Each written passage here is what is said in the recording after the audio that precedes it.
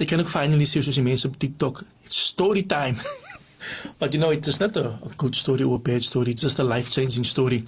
So it was about the week of the 18th, I believe, just before my birthday. So I had my last show here in the studio, and I was gonna come back, and we were gonna have, you know, some audience. We're gonna go, we were gonna go all out. Everything was arranged, and then on the 19th of July, something happened to me, and still till this day, everything happened so quick, fast, as the military would say, and my life took a turn. You know, I wouldn't say for the worse, but a turning point. And so on the 19th, I went to go to a event. It was still Fagri show. I went to go watch Fagri show. It was in town, and so what happened was I was sitting there, but at the back of my head was so a small pimple, it's so clean, and every time I would scratch it, and it will go away, and it will grow again, almost like something out of the alien movies, man. You know, where something is like starting to like grow out of your neck. And that was the Friday night, the 19th. The 20th, I had some community work that I had to do. And strange enough, that day, this pimple was not one pimple, it was like two pimples, but it was big here at the back of my head. And this thing was just it was agitating me. So it was so brandman, it's like just a type of a boil, type of feeling. And so I was doing a bit of work in the community the 20th of July. I can still remember it clear. And so I was out and about. In the evening, I had to go to an event. It was an event where I had to do a bit of book reading from my second book, Cape Flats Undercover. And, you know, I couldn't do a lot because I could feel this thing was growing, because it was now like the late afternoon, 4 o'clock, and I could feel it was like paining as well. And I just thought, okay, maybe it's a boil. Maybe it will go away. Maybe tomorrow, Sunday, it will be better. So I went home. That was the evening, so after 7. I took a shower first, because, you know, when it burns and when it's paining, then the best relief is a nice warm shower. So I took a nice warm shower, and I stood in the shower for almost, you know, I don't want to say it because the city of Cape Town is watching, and we use our water sparingly, but I stood in the shower about for 15-20 minutes just to feel a relief. Ate, went to go sleep. The next morning when I woke up, this thing was like so big. And then that is where I started to worry, because now this thing had like 4 heads. It was not one head where you could say it was going to be a boil. This thing had 4 heads. So I don't know, I'm going to tell you what it is, but I don't know if you guys ever had an experience like that. It sounds so unreal, but it really happened to me. The Sunday I was in bed the whole day. I was sleeping the whole day. I couldn't take the pain. I was just sleeping. And then the Monday I was going to go to work, because now, you know, I would assume this thing would now burst open Monday morning, and then my life would be back to normal. I would be my normal self, because I have to come back that same week to the studio for my recordings.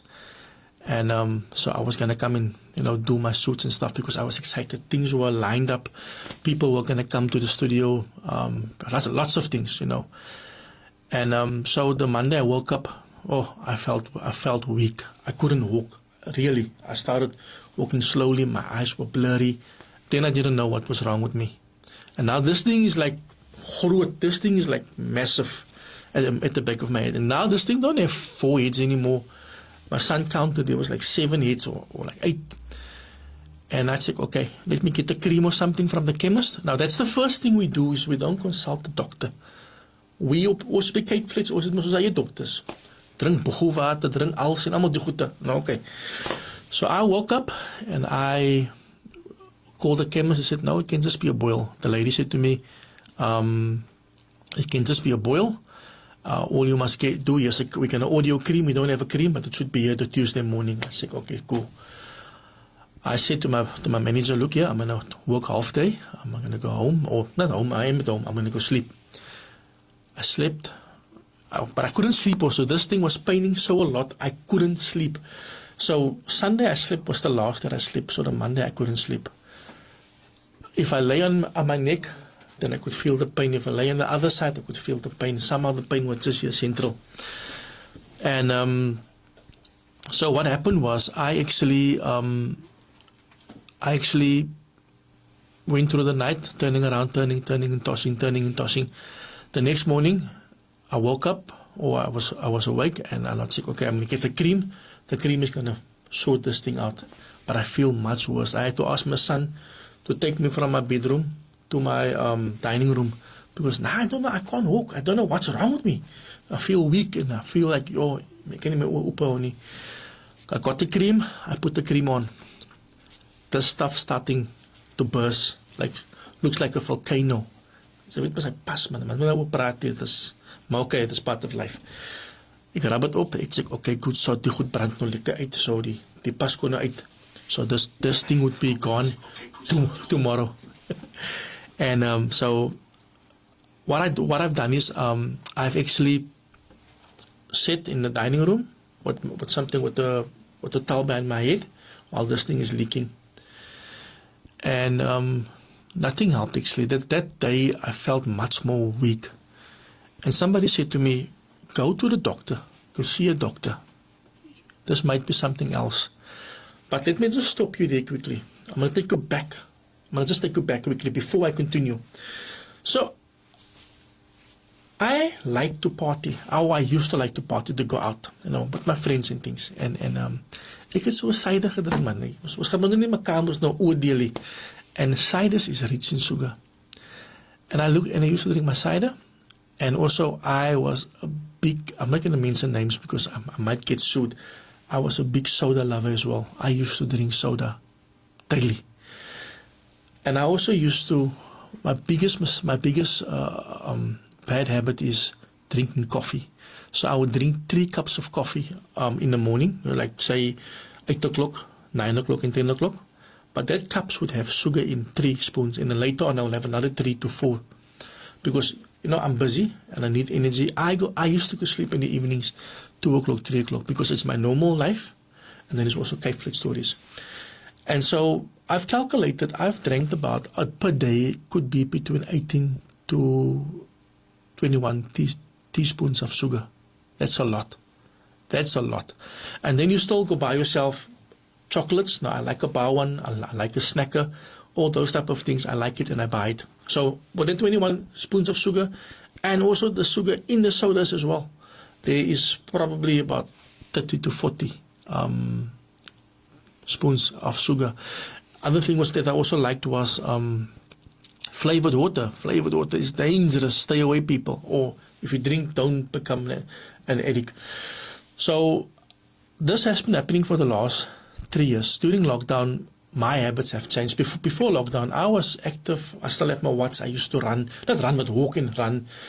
Walk my dogs. I was very active every day.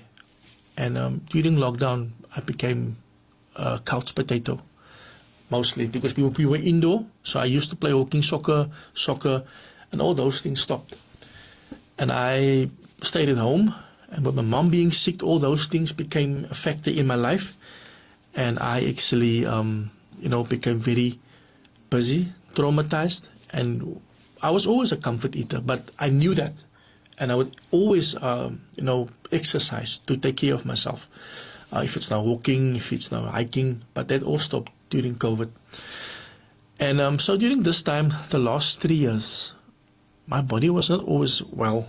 I would just throw up. I would just become sick. And there's sometimes where I just become dizzy and I could feel my body wasn't right. I would get shakes and stuff, but I never took notice. It just was a man. Sy is bang nog vir sulke goed doen. You don't consult a doctor. Maybe I'm getting old. That has been happening for a long time until actually 3 weeks before I ended up in hospital. That Monday night, I became so sick. I threw up. I had to sit down in my car, not knowing where I am, what's happening, and I just had to take a break for an hour and recover. And then I went home as if nothing happened. 3 weeks later, that thing started growing at the back of my head. Now it's big. It's the Tuesday where I used the cream, and now I'm going to the doctor the following day, the Wednesday. It was the 23rd of, was it the 23rd? The 24th. It was the 24th of July. And the doctor actually, the first thing I did, I came in there. He he also refers to me as Uncle Stan, hashtag uncle. He tells me this, nou, die rym nogal, ne? Hy sê me, uncle, you have a carbuncle. I'm like, okay, well, what is that now? A carbuncle is something that you get when you are a diabetic. And it actually grows, most common in diabetic, in people with diabetic. And I'm like, okay. And but before he does that, he said it's common, but let me just take your sugar quickly. Now, remember, I'm weak. I can't walk. My son had to carry me to the doctor. They prick me. It takes my blood glucose or my blood sugar. My blood sugar is 26. Now, for you guys that know what your blood sugar is, and I'm going to teach you something, because many of us men don't know our blood sugar, what it should be. We don't look after ourselves. And that is where I'm at fault. Your blood sugar should be between 5 and 8. That is more or less, or 4 and 8. That is more or less where your blood sugar should be. So now just think about it. If 8, maybe 9 can do, if you're at 26, dan is hy mos 3 keer oor jou limit. Hy mos gedrag in suiker in. And the first thing that they did was, he said to me, I have to book you into a hospital. Where is your medical aid? My medical aid is Kingsbury. He actually calls them for an appointment. He said, it's fine, bring him through. I'm on my way to Kingsbury. I'm still thinking, this is going to be, I'm just going to go there. They're going to give me 2 tablets. I'm going to be fine. And this thing is still sputting stuff, it is now becoming blood as well. And as I was now going on my way to the hospital, I go to Kingsbury. Nou, kyk, ek het medical aid. Nou, kyk, ek het medical aid. Ek het uitgesort. Daar kan ek julle sê, so het ek gedink, ja. Nou, maar julle nou vertel die hele storie. En soos ek nou daar kom, is daar lekker diep, ek weet nie, somehow meeste van die nurses en die dokters val over my, en hulle ken my daar so. En ek kry VIP treatment. Ek gaan in, Uncle Stan, I was watching it the other day, your show was nice, en ek praat lekker, maar ek weet nie wat die ou sê nie. And he's busy putting, my whole arms was full of needles. They put in needles here. I felt like a guinea pig. Naal ingedruk.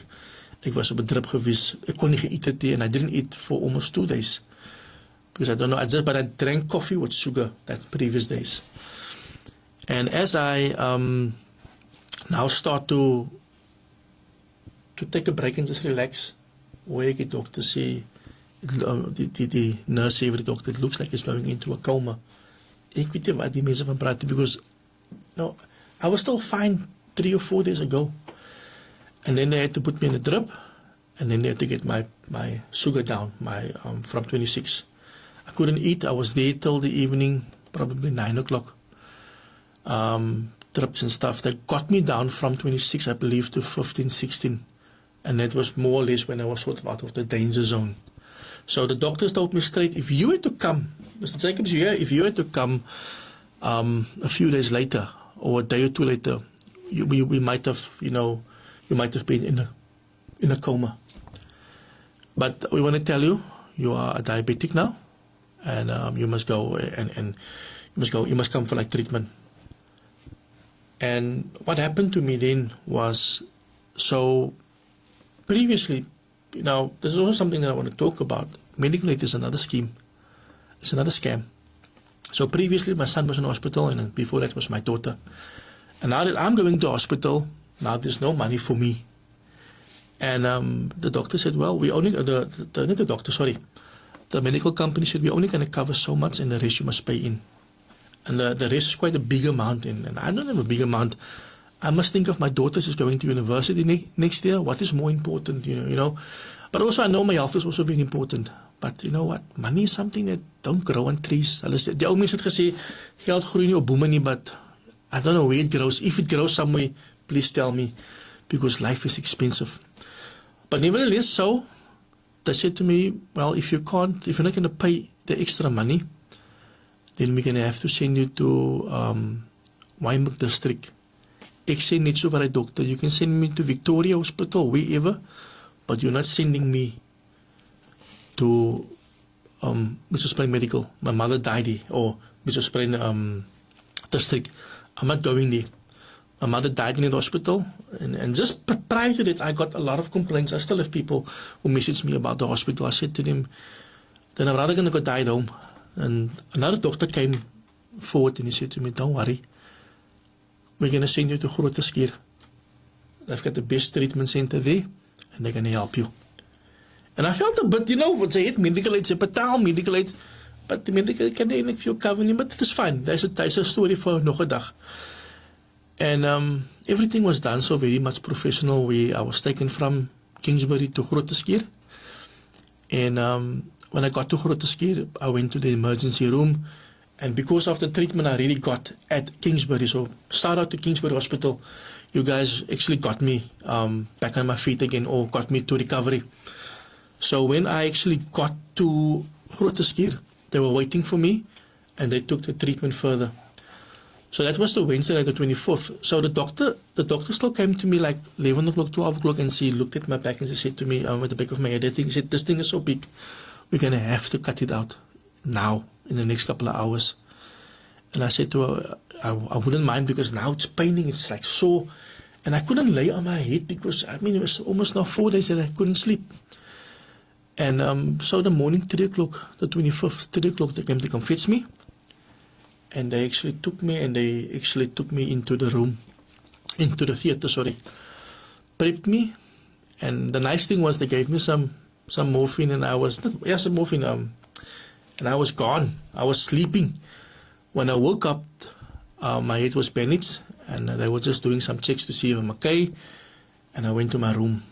And also, I want to say this quickly, that I have so much respect for the staff at Groote Schuur. There's 1 or 2 staff members, but that people in F25, wow, bigs up to you guys. Thank you so much for looking after me. I got the best treatment. Yes, there is a big difference between medical and state. The state, the resources are limited, but I want to tell you that Groote Schuur has some of the best doctors, and I felt comfortable being there. Nevertheless, so now I'm out of theatre, and so now they put the bandage on, and I'm laying there, and they still say I can't eat yet, not for that day. So I came out of the theatre. I think I went in 3 o'clock in the morning. I came out 5 o'clock, and nou in die hospitaal is dit so. Daar's 'n suster wat kom met 'n groot drom, 'n kap sê bang bang bang bang, dan moet jy opstaan. So luckily for me, when I got there, and it is 4 o'clock in the morning, when I got there, they were busy bathing, and you drink your tablets and stuff, and then you wait for the doctor. So you get up 4 o'clock, you're done 6 o'clock, and then you wait for the doctor from 6 till 8 o'clock, 9 o'clock. So that is just the routine in there. But while I was there, I got my medication, and now I have to make use of injections and stuff, insulin, and I had to make use of metmorphin. It is a tablet, and I actually felt a bit down, because my mother used to be on these tablets, so it was emotional for me. My sister had to check my mother normally, and that for me was, I always said I never wanted that for myself, but I never looked after myself. So I'm also to blame. I know the illness is in the family. But also, then again, the doctors came to me the following day, the Friday, and said to me, so the one thing about Groote Schuur's hospital doctors are they're very much knowledgeable. They know the thing. The doctor said to me, if you lose 20 kilograms, you can reverse this, because you never had it. So it's not something that you came with, but you need to live healthy. And that is what they actually told me. And so what happened was, they gave me the medication. I was staying there.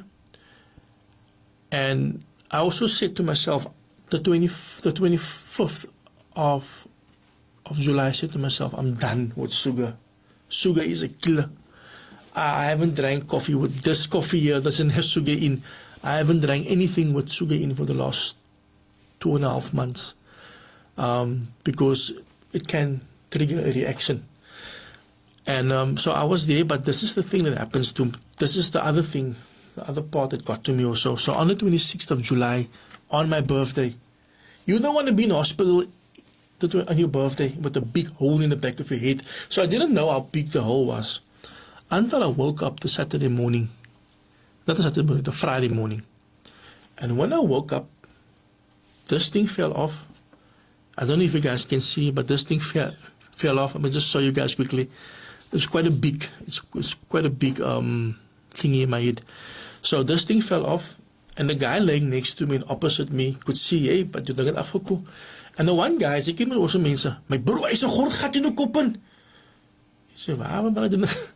And I feel now, I'm so to feel. Ek druk op my hele vinger in my kop in, en ek sê, I didn't realize how deep this wound was until I went to the toilet and I went to go check. It was there where I was triggered, I was traumatized. Ja, ek lyk soos iemand wat gedeformed is, because that is how you look. They cut the whole piece of your head. Somebody told me that it looked like it was about 10 centimeters in.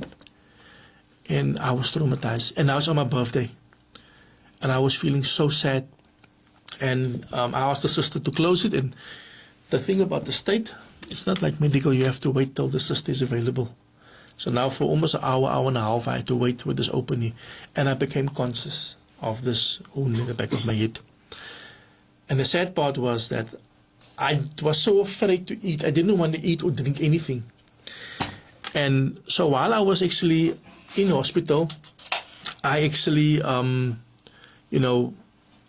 stopped drinking cool drinks or anything I drank. There was a thing that they brought me. It was a zero. It looks like a Powerade thing that a friend of mine brought me. Her husband is also a diabetic. And I was so afraid to drink it because it would have given me energy. But now, because of the illness that I have, I was diagnosed as a diabetic. That is where I actually realized, you know what, I need to be very careful of my intake. And I was there for 2 weeks. And you know, the sad part about everything, while I was there, the guy on the other side, his leg was amputated. The guy on opposite me, his toe was amputated. Almal verloor 'n pad, and you know, now you laying here, yeah, my bro, ek het groot ore, ek ken nie my ore vir. But you know, you think of you try to be funny and all these things, but you try to comfort yourself, but you're not actually really comforting yourself. You actually putting fear into yourself. And while I was there, I'm like, you know, I need to stop this lifestyle. I need to change my lifestyle. I need to live healthier. And the nice thing, and I've said this with you guys, so the other thing, the other psychological thing is that everybody laying there, nobody came to come visit him. There was people laying there for the whole 2 weeks. Nobody came near a wound of a cut of a meisie. But for me, I could really appreciate the support of my friends and family. Even my followers. Some of my followers came and they were like, some of them I said they mustn't come, but they were like, Andre Seffers, ek gaan sommer sê, hy kom visit for me because he just wanted to show his support. And although I didn't wanted people to see me in that state, I could actually say, you know, he actually came to come and support me. And I felt good. That actually boosted me. I don't know if there's a picture I wanted to show you guys, if we can show you guys a picture of how I looked. I'm not still 100% yet, but I'm about 90%, I would say. So there's a picture of me where I'm in hospital. I don't know if you guys can see. And in that picture, I was at the weakest, you know. And but that I think that picture was taken on the 26th of July on my birthday. And so yeah, I was there, and I want to say thank you to the doctors and the nurses that made my life amazingly comfortable there. And you know, the sad thing now is, or not the sad thing, the hardest part now is to live that life that you must live, that healthy living life. I tried to get on the bike the other day. My father in the hemel, and I couldn't even get the bike out of the garage. And I realized here's a lot of work to be done. But I've set some weight. I have lost some weight. I feel good. And then it's just by cutting out of the food, like the sugar things, you know. What I'm doing now is last night I started running. Not running, walking. I tried to run, but jy weet, zwaar. Hy gewig jou terug. But it's all small steps. And for me, it's my way. It took me years to get to where I am. And it's my way to get myself back. It's going to take another few more years. I've been on many diets. There was one stage in my life where, and my friends and my colleagues would know, I lost 30 kilograms in 6 months, but I picked up 40 kilograms because I didn't maintain it. The thing about losing weight is to be consistent. Now, I told myself, you're not going to go on a diet. You're going to go on a lifestyle change. You're going to audit your life. And the first 2 months, like I said, has been difficult. August, September has been difficult. But I can drink coffee without sugar now. I don't. The sad thing is also when we go out, I'm will order for the liquor course. I would say, I see eat for your blaren goed. But you know, it's part of me going onto my recovery road. Because you know what? There was a doctor that came now a couple of weeks back, so I had to go for a checkup again. And this doctor told me straight, you can go from the diabetic, you can get cancer. The list goes on and on. If you don't lose weight, if you don't look after yourself, this can become worse. The guy next to me, overweight, and his feet is always bleeding. He had what they call gangrene. And that is also because of many other things, and it is all because of sugar. But it was amazement. Die man drink elke dag Coke and whatever, en die man eet. En hy sê, Coke Zero nie, it is regte Coke.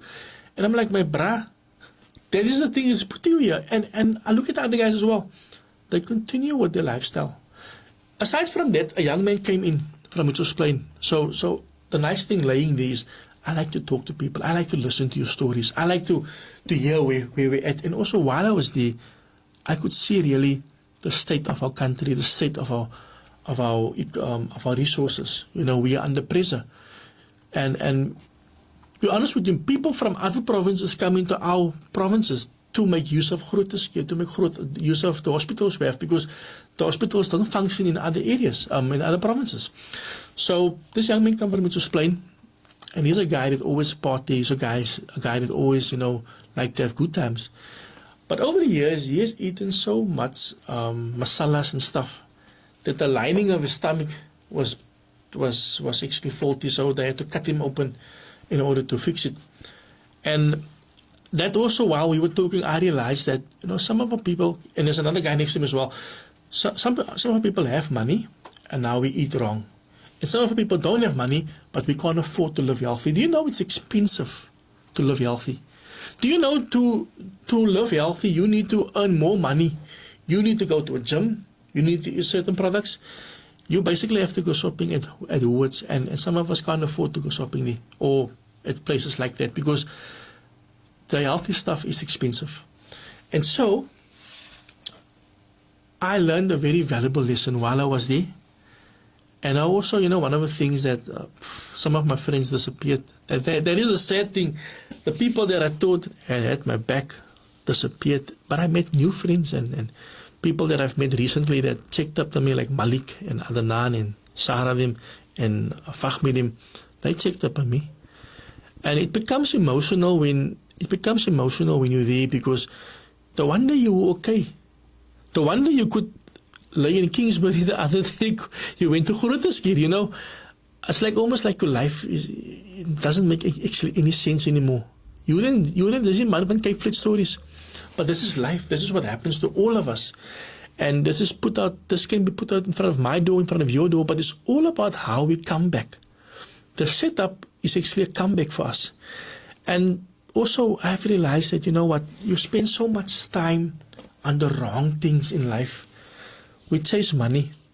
Yes, we must make money. It is important for us to live comfortable. But we chase so much money that we forget about our health. Our health is actually our wealth. It's actually if you are healthy, you're going to live longer. And while I was there, and I thought for myself, you know what? If you look at our colored people's story, we worked till the age of 60. We get our pension or 65. 1 year after we retired, I word die been afgesit. En this is the reality. This is not makeup. Die been word afgesit, die voet word afgesit, of die vinger of die toon. A few months later, dan begrawe ons vir mekaar. And this can all be preventative. So when I went to go study, one of the subjects that I had to look at was preventative maintenance. It's a subject that I should have applied to my own life that I didn't do. Preventative maintenance. I had to prevent things from happening. It's not too late. The doctor said to me, you still have a good 5 years before you reach 50, 5 years before you reach 50, to get yourself into good shape, and then from there onwards you just maintain it. So that's my goal, to reach that next 5 years. And I can do this. I can lose a lot of weight within the next 6 months, but I know for a fact I'm going to fail myself. I know for a fact that when I get to 30 kilograms, then I'm going to pick up against 40, 50 kilograms. I look at some of my photos where I was young, not too long ago, so about 20 years ago, and I look at myself, I was okay. It was the times when I started, in the corporate world, and I have to say this to somebody that is listening, we focus so much on climbing the ladder, but we're not physical climbing the ladder as well. Physical looking after ourselves, riding a bicycle. When I was at school, I was very active. I was very busy. I used to run. I used to chase the children in the street because I'm from Parkwood, so we went to live in Grassy Park. So they had this thing, if you're from Parkwood, you live in Grassy Park, they would call you a skim pirate. And I didn't like that name. And I would chase the like to say, which was skim pirate say. But play soccer. At the time when I was young, I had my own soccer club as well. All these things I did. But when you become older, when you get married, when you have children, you become so content, but also you become not content only, you become comfortable. And you don't do anything to look after yourself. And for the melody, let us look after ourselves as well. Let us also make time for ourselves as well. Because that is the one thing that I neglected, and I'm not saying all of you are doing it. And I'm not trying to justify my actions. I'm not trying to tell you guys, hey, but you guys must not live right in. No. We take one day at a time. I could have easily, something could have happened to me. I could have gone into a coma while I was driving, and I could have died. And then my children wouldn't have had a father. It would have been another statistic. We grew up without a father because I didn't look after myself. Just like the bullets are killing our children on the Cape Flat, just like we are getting killed by gangsterism, so is the other thing. We're eating unhealthy, we're living unhealthy. Living unhealthy, sugar and those things are also killers. If we take, I'm not saying you must stop doing sugar, but you know what? Come on, let me tell you something quickly. Something that it's actually more healthier for you to drink a beer than to drink a Coke. And that is a fact. And I'm not bad mouthing you. You must cut down on the sugar. And the other thing is this also, that, sugar is such a killer that in everything that we eat, in the basting sauce, whatever, there's sugar in there. And we must look after ourselves. Yes, Coke Zero. There is Coke Zero where there's no sugar in. And other products as well. But I think we must also be very conscious of what we eat as well. Potatoes, fried snook and stuff like that. It's all things that some of us don't eat a little, but we eat a lot. And jy weet ons mense hou van Gatsby's. And somebody said to me actually last night, we saw you at a restaurant on Saturday morning, and after that you went to hospital. I'm not going to mention the hospital's name, the restaurant's name. But you know what? We need to be very conscious of what we eat. Our bodies are also temples of the Almighty. And I don't want to become religious, but also we must be careful what we eat, because, it shows. And we kill ourselves. We kill ourselves by not living healthy. One of the things that I would like to do is, in the next couple of months, to get onto a bicycle and ride a bicycle. From my house to Muizenberg. When I was young, I could do it when I was 17, 18 years old, even 21, 22. Now that I'm a bit of an old man, I can't even get the bike out of the garage. So it's because we take our exercises for granted. Other thing that happened to me also was, so the 26th of July was very significant for me. And in Grootverskeur was the day my mother gave birth to me. So 45 years ago, on that day, my mother gave birth to me. And I was very emotional, and I was singing, and I was just crying, and I was like, I might not enjoy my birthday, but this is when my mother gave birth to me 45 years ago. And so this thing happened to me when my sisters called me, hey. My father and myself, we didn't have relations, like close relationships, man. My father taught me a lot about life. He taught me everything I knew about business. And, my father finished grade, we called it standard 1 that time, which is grade 3 now. And he was one of the people that was actually affected by the system. They couldn't go and study because where he lived, there was no schools, and so he had to work at a very young age. So he taught me everything to hustle and how to build a family. So, but we never had a relationship where I told my dad, Derek is lief vir jou, of vice versa. We knew we loved one another. And on that day, my sister called me, the 26 year, die wil vir jou kom visit. Ek sê, ja, dat is fijn, dat vir my kom like visit. En my pa is 'n baie komieklike mens. En die man kom in, hy het die brille aan nie. He walks to that guy over there, hallo Stan. Like, ek is just Stan nie. So there he said, oh, that's a lazy. And he comes over to me and he said, hallo Stan, ek is lief vir jou nou. And that was the first time that we had that conversation. Okay, it's a bit awkward. En we nou praat ons en nou sê hy vir my, ek het vir jou goed gebring. En nou sê hy vir my, hy het van my gekoop chocolates, maar chocolates gaan my doodmaak. But the man bring me, heel wat se nectarine met klomp suiker en ek sê, nee, goed, dankie. But it was a total actually count, and it was actually the day where I actually learned my mother was a diabetic, and my father as well. So it comes from both sides. However, like the doctor said to me, and what I've seen now the last couple of weeks, months, I can reverse this, and I'm busy doing it. And I'm going to stay on the straight and narrow. I'm going to eat right, and I'm going to live right, and I'm going to live healthy. I don't want to end up here again. This morning when I took off this bandage, the hole was closed. It's not just my skin that must grow back.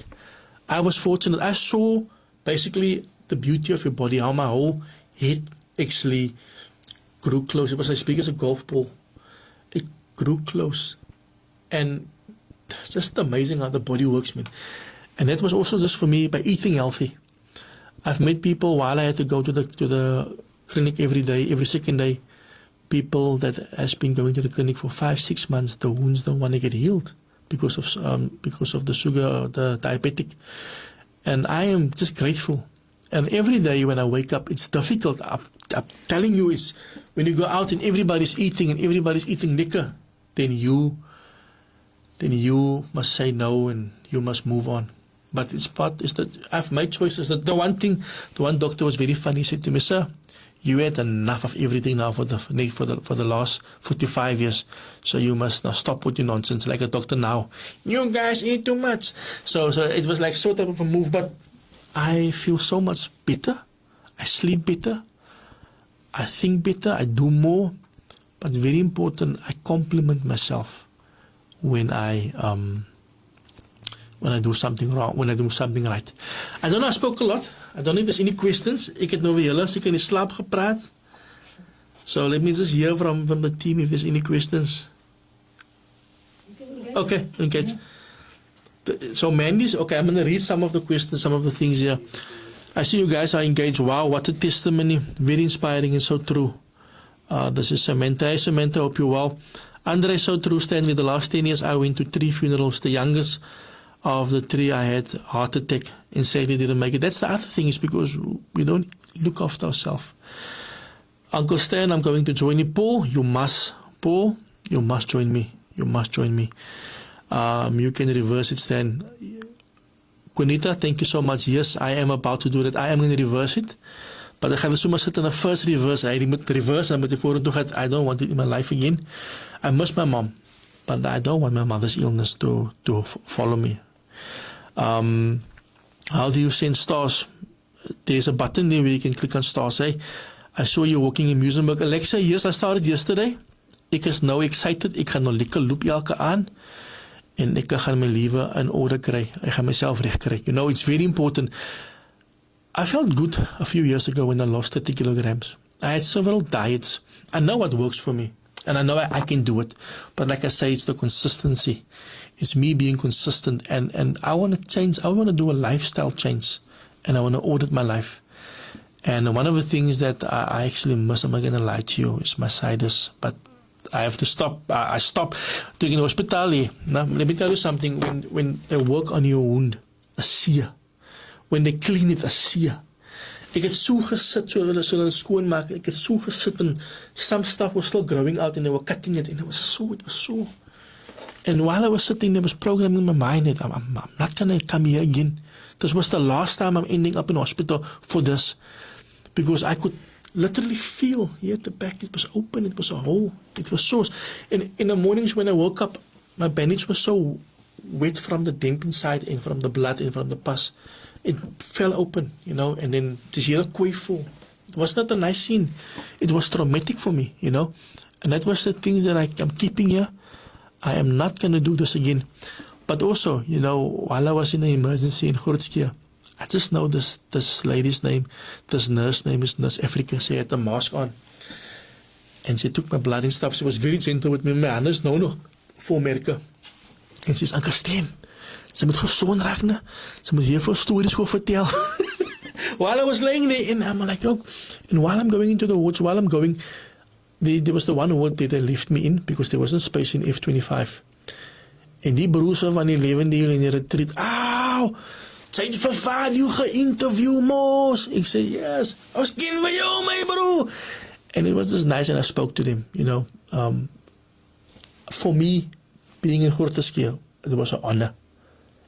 I don't see it as, I was a down thing or so. I see it as a honor.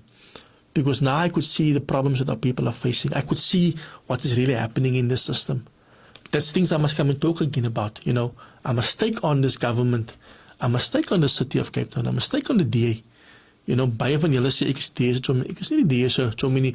When I see our people suffering in hospitals, when I see our people being marginalized in hospitals, then I get upset. While I was at the clinic, so they actually sent me to a retreat clinic. I'm sorry to say this, I don't want to go to that hospital, to that clinic. Retreat is so besig. Ek het myself ingesmokkel by Grassy Park Clinic. And I want to give the people at Grassy Park a thumbs up. That's one of the best clinics, I've went there almost every day for the first couple of weeks. There's a nurse there. She took me through the steps. While I was actually in the nurse care, so what I've done is, and maybe for you guys that don't know this, that are new, my sugar was one morning, it was 4.8, and I took my medication. And I collapsed almost in hospital, in the clinic, because now my sugar was going down. And nobody told me also, hey, jy vat dit net as jou suiker hoog is. And there I actually realized that I could have actually gone into a coma while I was driving. And that's why it's very important for us men, please go and see a doctor. If you feel you feel dizzy and stuff like that, go see a doctor. It's very important. It can be sugar, and it can be treated. They don't have to be afraid. Yeah, I tell people, maybe it's something that I like to say, that I'm a diabetic now, but I am a recovering diabetic. I'm eating right. Let me just go to some of your other questions again. To say proud of you, Uncle Stan. Mackerel, ottery, frozen. Dustin, donkey, butternut, and meat 2 meals per day, like this, with no carbs. Cancer will die in you.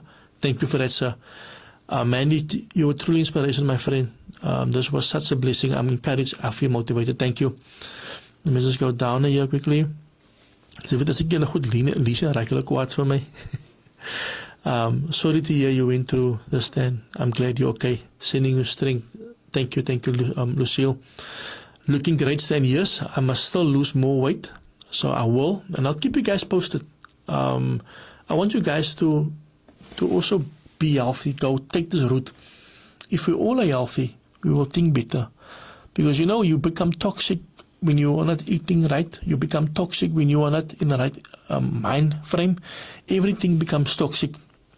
Okay, let me just check here quickly. Hy moet nog eers sy hart vir die Here gee. Nee, wag, los die Andre, man. Ons is besig, moet hom doop. Ek is klaar gedoop, Andre. Happy to see you up. Look after yourselves. Okay, it's because we want to learn from each other. Thank you, Dustin. Let me just check here. You touched on a sensitive topic, the economic implications. Dat Paul, die ding, mos wake up my nerves. You know what? And I think Paul wanted to talk about the economic. Let me just go. I'm almost there. I just touched on a sensitive topic, economic implications of trying to eat and live healthier lifestyle. Maybe a deep dive into it. It is definitely something we need to dive into. How do our grandparents survive with the 2,000 rand and they must live healthy?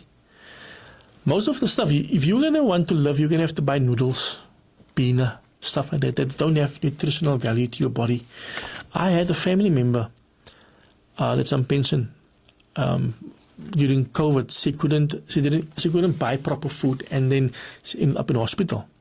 And we didn't know, and then the doctors told us, and then we did now our part. So, so many of our elderly folks end up in hospital because of, and this is what I saw with my own eyes, they don't eat right, and they can't afford to eat right. And that is one of the biggest problems our elderly folks can't afford to live. I think they said you need an average 350 rand a day for a family of 3 to eat healthy. So 350 rand a day for a mother and a father, grandmother and a grandfather from 2,000 rand salary a month is impossible. Let me just go down here quickly. Sounds like singles. Okay, what is I? You are looking good, my friend. Thank you so much. So yeah, I went through most of your stuff. It's nice, Senator Uncle Stan. It's a nice Senator Uncle Stan. Yeah, reports is funny. But you know what? We need to look after ourselves. And I am going to talk more on this. I'm going to get people in that went through the same. The more we speak about this, the more healthier we become. I don't know if my team have questions for me. Let me drink my coffee. We actually wanted to end this live on a bit of a lighter note and get to know you a bit better.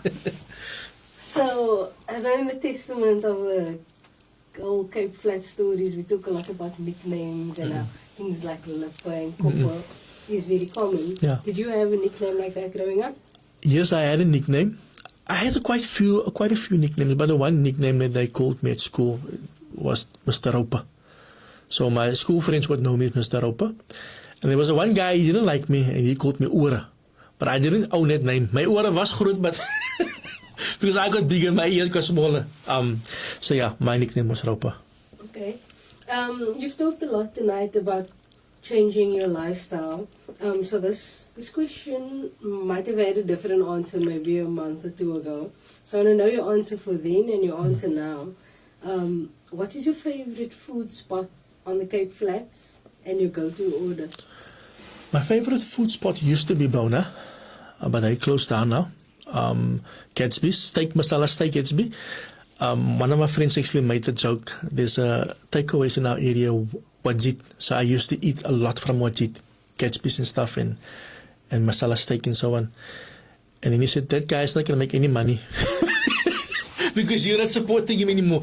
But it was Bona and Wajit. That was the two places. Wajit had a quarter at 4 wings and chips, which masala steak, which was tikka chicken, and Bona was masala steak Gatsby. Have you found a new spot since your new lifestyle changes? I haven't found a new spot that I tried a few spots. I was at Kettle Barons, but it was I just had a steak and a salad. I haven't found a really nice spot. So if there's any recommendations that people can recommend, healthy eating, I'm not going to become a vegan yet, but or vegan, wat ook jy self noem, but a healthy spot. Okay. So we know you're a car lover. So you want to know what is your first car, and then also if you have a dream car. My first car that I could buy cash was not that I could buy myself. I drove my father's cars over the years. He had Hilux bakkies and he had Toyota cars. But my first car was a Mazda Sting 323. I bought it in 2005. That was my first car. I went to go buy it in Paul. Believe it or not, I like a Honda. You know, that car that klink soos a lawnmower. EK body type with the K series engine, which is a modification.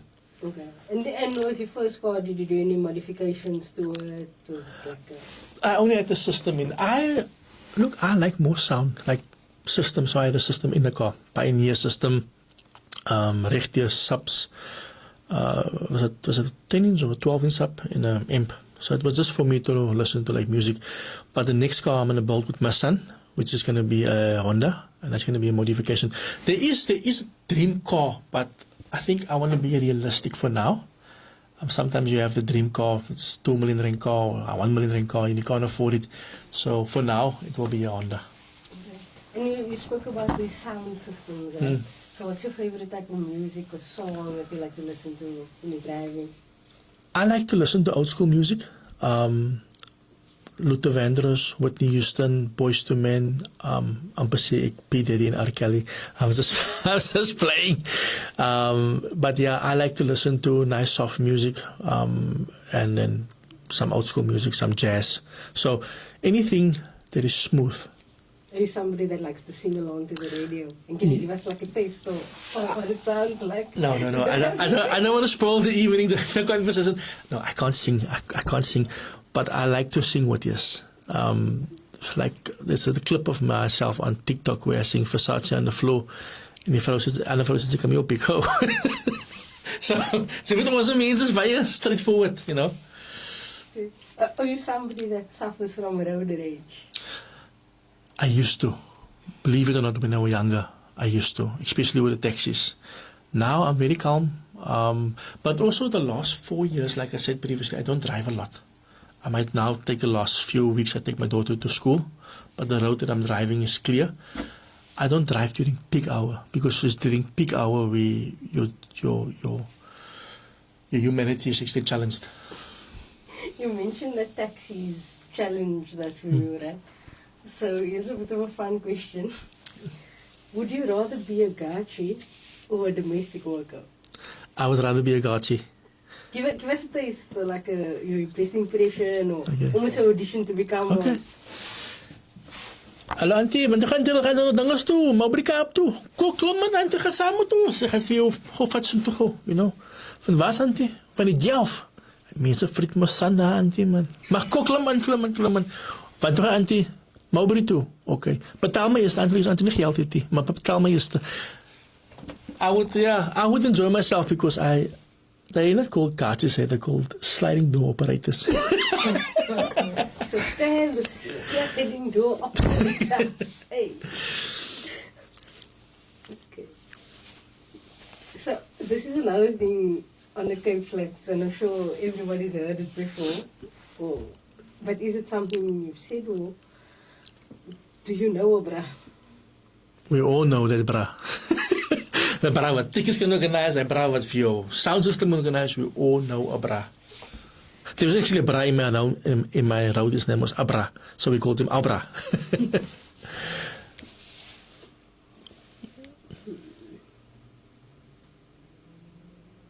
Have you ever been arrested? Yes, I was arrested. But what happened was my father went to church the Sunday morning, and there was a guy, I don't know if the people of Gracia Park would still know him. He was in charge there September. And I stole the bakkie, I stole my father's bakkie. And we lived in 6th Avenue, and I went down 6th Avenue because I wanted to ride around the block. Because behind us was a civic center, and behind the civic center was the police station. And that bra caught me there. And they bra like, what doen ze achter die bakkie? But he knew my father and my uncles. I said, no, Mr. No, come. He took the bakkie home, and I had to go sit at the police office station waiting for my father. That was the only arrest that I can remember of. Other than that, I haven't been arrested. When you were in that situation there for like that couple of hours or minutes or whatever, did you ever did the numbers come to mind? Look, you have uncles and cousins that actually prepares you for that. Kijk, as jy jou vra, trek allemaal goed uit, as jy dit daarvoor. En zo niet veel slimmer al. So my uncle has prepared us because he was a gangster. People would see him as a gangster, but he was our uncle. And he would tell us, kijk, as jy binnekom, zo niet veel slim. En sy praat nie baie nie, maar sy is ook nie bang vir hulle nie, you know. So there was preparation done when I was younger. Any question? Did you ever have a Muslim girlfriend? Yes, I had a Muslim girlfriend. I can't mention her name because I know she follows me, and her husband is also on here. We sort of dated in 1994, and I was going to marry her actually. I was going to marry her, but that didn't work out. But we're still very not friends, but she follows me, and she was a good friend. My wife knows about this story. I told my wife many years ago before I met her. I said there was this girl, and we were going to get married. Unfortunately, or fortunately, say it, man. So can you say unfortunately, Adnan?